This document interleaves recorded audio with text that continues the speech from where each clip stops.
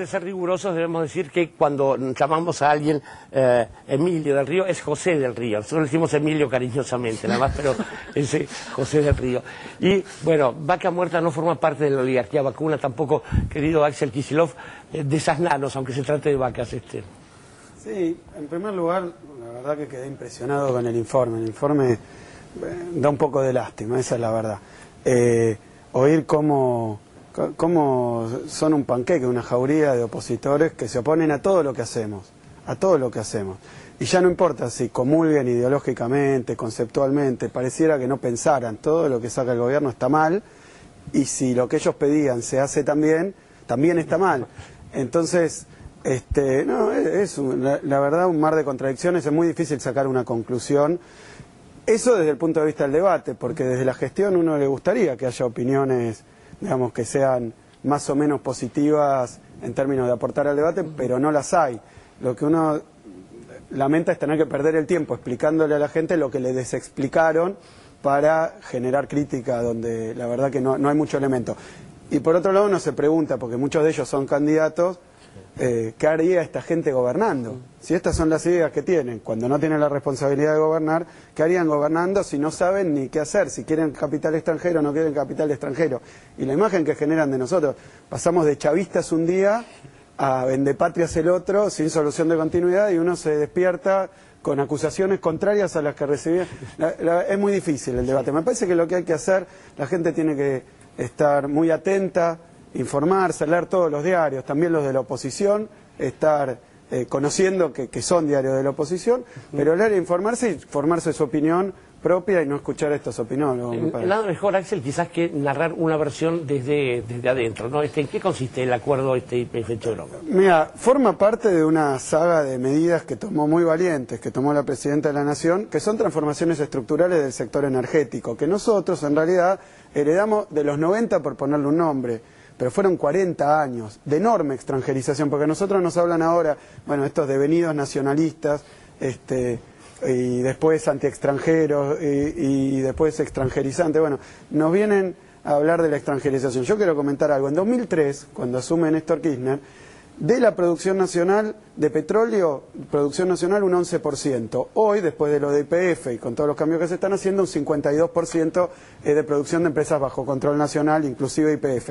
Y el gas, del 20% en 2003 al 37% en la actualidad. Es decir, se recuperó soberanía hidrocarburífera, control de los recursos, control de las empresas, control del sector.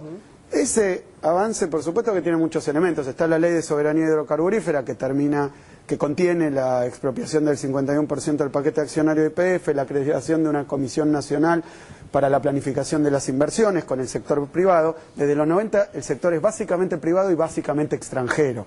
Yo hablaba de 90% extranjero en petróleo en 2003. Sí. Eso es un hecho de la realidad. Hubo un cambio muy fuerte que fue YPF, pero pongamos las cosas en su lugar. Después se hizo un plan de promoción de gas y ahora se está haciendo un fuerte plan de promoción para grandes inversiones. Esto es lo que se está haciendo en este momento. ¿Cómo es el plan? ¿Cómo son estos planes de incentivo, digamos, a la industria? Primero la cuestión de YPF, tomar el control, la gestión por parte del gobierno nacional, del Estado, principal accionista de YPF. Es la empresa más importante del país, petrolera, tanto en la producción como en la distribución y nafta, digamos, en lo que es la refinación. Por otro lado, generar un nuevo marco para el sector privado, que es un marco de incentivos, tal como expresa este último decreto con una promoción, pero es un marco también de condiciones para esos incentivos, que esa es la diferencia con los 90, porque recordemos los 90, recordemos la época neoliberal. La verdad es que el petróleo en la Argentina, el gas, se convirtió en un commodity. Y nos dicen ahora, ustedes perdieron el autoabastecimiento, ustedes perdieron la soberanía energética porque ahora no alcanza el combustible, pero el petróleo. Pero la diferencia es que la soberanía hidrocarburífera, cuando no hay país prácticamente, porque no hay producción, porque hay 25% de desempleados, porque la industria está desapareciendo, no es una cuestión difícil de lograr. Lo difícil de lograr es que el sector de hidrocarburos, productor de hidrocarburos, acompañe una tasa de crecimiento como del 7%. Es un sector privado, mayormente, que debe acompañar esto y que efectivamente tiene que conseguir rentabilidades razonables. Y la inversión tiene que ser público-privada, tal como se decía en la ley que contenía la expropiación, nacional y extranjera. Porque, a ver, otra cosa, seamos realistas, empresa estatal de petróleo, incluida la de Venezuela, la Gazprom, la de Rusia, incluso lo que pasa en Cuba, uno puede buscar cualquier modelo, ni hablar otras empresas estatales, la Noruega, las chinas, que no estén asociadas con capitales extranjeros para la explotación de hidrocarburos. En el caso particular de Vaca Muerta, que esto me parece que es algo que hay que decir, los recursos no convencionales son recursos que existieron siempre, porque están abajo de la tierra. Esto no es una novedad, no lo puso alguien hace poco. El tema es que la tecnología es novedosa, los precios son relativamente altos y entonces entre una tecnología más productiva y precios más altos, recursos que antes no eran económicamente viables se han vuelto viables, a punto tal que hubo una revolución, en particular en Estados Unidos, de hidrocarburos no convencionales. Argentina tiene la suerte de ser la propietaria de la segunda reserva más importante del mundo de gas no convencional y la cuarta de petróleo no convencional. Este es un recurso que está inexplorado, que la fuerte exploración ocurrió en Estados Unidos. Y Estados Unidos revirtió así una situación de déficit comercial energético, todavía no ha terminado, pero ha habido una explosión del gas no convencional. Como se produjo mucho más, el precio también bajó. Ese era un problema, esa es otra cuestión. Hay muchos países del mundo, contando Brasil, Estados Unidos, de la propia región, que no se autoabastecen en hidrocarburos. Argentina, con el enorme crecimiento que ha tenido y con el comportamiento de algunas empresas, tomemos el caso de Repsol para retomar de dónde venimos, porque vale la pena en el marco de tanta confusión, es decir, Repsol de 1997 a 2011 perdió 50% en la producción de gas, producía 50% menos, 43 creo que es el número, 49 en petróleo, las reservas le bajaron a la mitad de gas y petróleo. O sea, esa fue una política depredatoria que se expresa también cuando discutimos, bueno, esto es reprivatizar, es como vuelve a Repsol. Lo que quiero decir es que Repsol, propietaria de YPF, obtuvo a lo largo de 2003-2010 ganancias promedio de más o menos 1.400 millones de dólares. Y giró dividendos por 1.400 millones de dólares. O sea, fue un verdadero vaciamiento, porque si la petrolera, toda la utilidad, la remite al exterior, eso encuadra una figura de vaciamiento del sector privado, del sector internacional, pero, digamos, con una regulación que no existía y que ahora empieza a existir, porque para entrar, ahora voy a la promoción, hace falta presentar un proyecto, es decir, ¿qué es lo que vas a hacer? No es que te puedes llevar los recursos, llevar las divisas, llevar las utilidades, sino que hay que mostrar. Desde que YPF fue retomada por el Estado Nacional, las inversiones en un año aumentaron un 25%, llegaron a 16.500 millones de pesos, después de la situación de la que estamos hablando. Pero hablemos de la actividad física. 50 equipos de perforación activos, son los que hacen los pozos, son esos equipos de perforación. 80% más que Repsol el año anterior. O sea que los cambios son inmediatos, muy fuertes. 38 pozos exploratorios. Los pozos exploratorios son los pozos de riesgo. Uno perfora y no sabe si hay, va a buscar. Es inversión de riesgo. La que los privados son menos propensos, ¿no?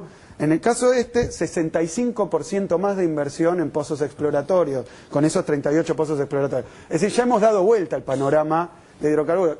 Hablando el otro día con empresarios del sector, desde la comisión que presido, estábamos hablando con todos los empresarios. Decían, ahora el problema es que no hay más equipos de perforación en la Argentina, porque YPF entró tan fuerte que las privadas, que ahora están acompañando por el plan gas, que van a acompañar por estos planes de incentivo, entonces dicen, me quedé sin equipo, va a haber que importar equipos. Esto es la situación en la que estamos. Se dio vuelta la tortilla en la producción de hidrocarburos en un solo año prácticamente de gestión de YPF. Claro, ¿qué es lo que miran los resultados? Ustedes saben que desde el momento en que uno hace la cruz en el piso para hacer el pozo, hasta que eso se encuentra en una estación de servicio, sobre todo cuando son pozos exploratorios, yacimientos maduros, transcurre un tiempo. En la industria petrolera, yo cuando hablo con los empresarios te dicen, en la industria petrolera el cortísimo plazo son 5 años. Es una industria, digamos, donde quebrar la inercia, parar la declinación, dejar esta cifra del escarnio, ¿no? De la caída de la producción que había generado la empresa española, el grupo español que manejaba YPF. Bueno, eso va a llevar un tiempo, no hay duda, y nadie prometió otra cosa. Nos miden los resultados están en inversión, están en actividad, están en el campo, y están en el empleo y en la producción que está generando como una política también de Estado para fomentar la inversión. Esto está ocurriendo. Ahora bien, vamos a hablar cortito de este régimen, y porque fuimos a la expropiación del 51% y el control de YPF. YPF estatal. Bueno, mixta, llamémosla. Ahora, ¿qué es esto? Acá se propone un régimen de promoción que yo diría que ha sido muy efectivo porque ha interesado muchísimo. ¿Qué es lo que supone? Bueno, en primer lugar, fija, y pensando bastante en la cuestión de los no convencionales, porque los no convencionales, para que tengan una idea, un yacimiento no convencional, a diferencia del convencional, está mucho más profundo, más o menos al doble, 1.500 metros contra 3.000 metros, por decir números, ¿no? Y después que una vez que uno perfora, tiene que provocar lo que se llama fracturas hidráulicas, que es meter agua a mucha presión para que se forme un yacimiento. Esto se está empleando en todo el mundo y es algo que está dando muy buen resultado, una tecnología bastante novedosa. Ahora bien, un pozo de no convencional sale más o menos 7,5 millones de dólares. Uno de convencional sale 2 millones de dólares. O sea, son inversiones de gran envergadura.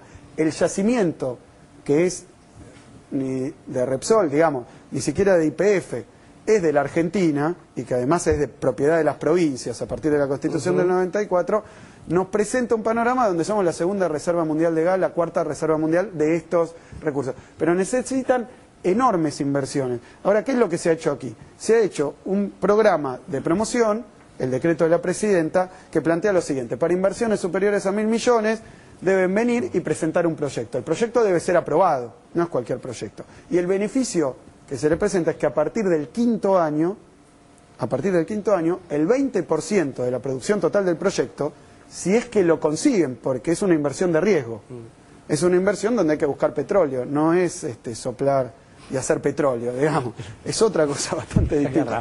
Y entonces, esto que tiene que ocurrir va a dar como resultado que un 20% sean divisas que pueden quedar en el extranjero, básicamente, si es que es una inversión extranjera, porque esto también sirve para productores nacionales, entonces hay algún beneficio impositivo.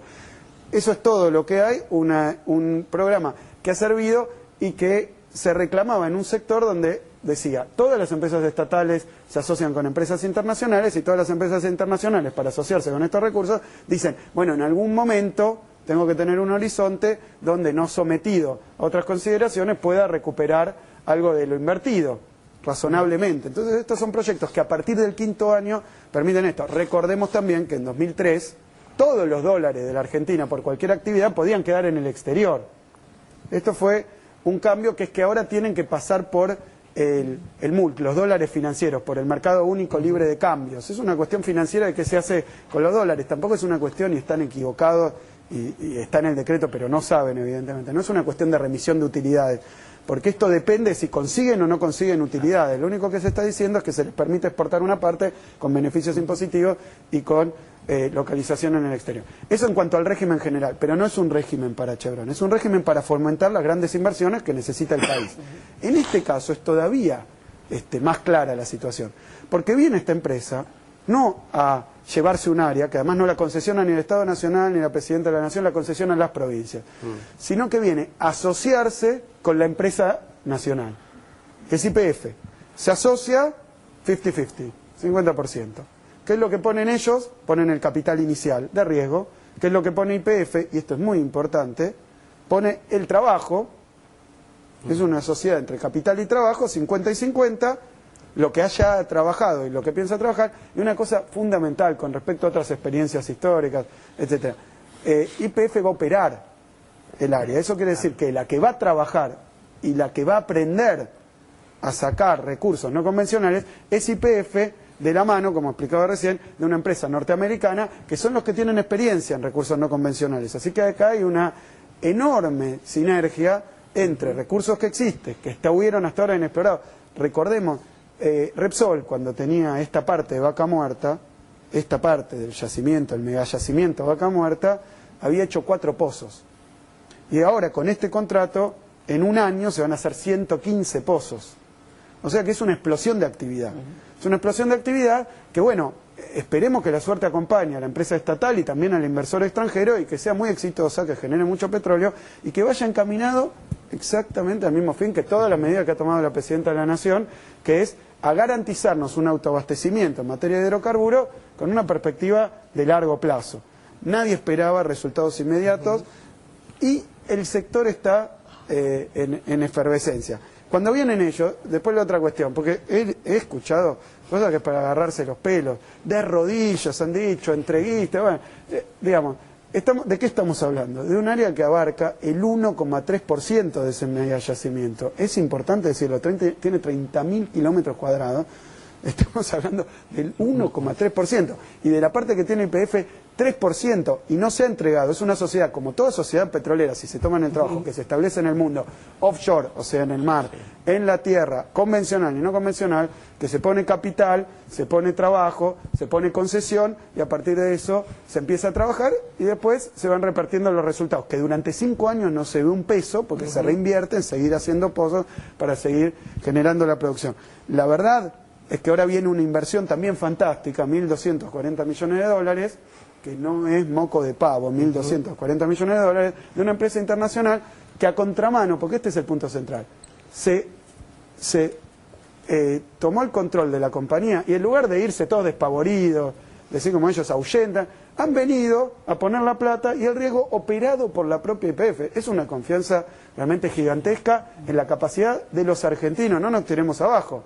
Muchachos, no es así el tema. El tema es que YPF, gestionada con una gestión controlada por el gobierno nacional, porque somos el accionista mayoritario como sociedad, ha concitado el interés de una empresa extranjera que viene a asociarse a riesgo para ver si conseguimos petróleo operado por YPF.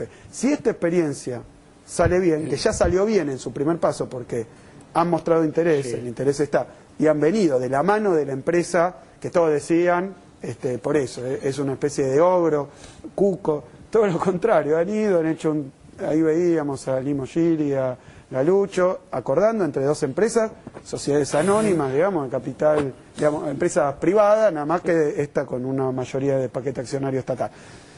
Han conseguido esto, y quiero decir algo, en la perspectiva esta larga, si esto sale bien, va a significar un aumento muy importante en la producción de YPF, que viene signada por la declinación de estos años de gestión de una empresa que no exploraba, no buscaba y no sacaba. La verdad es que es una buena noticia. Hay que hacer una pirueta, digamos, mixtura de ideología, chapuceo, mentira, falsedades, de gente además que si era tan fácil, muchos de ellos gobernaron. ¿Por qué no lo hicieron? ¿Por qué no hicieron las cosas relativamente bien?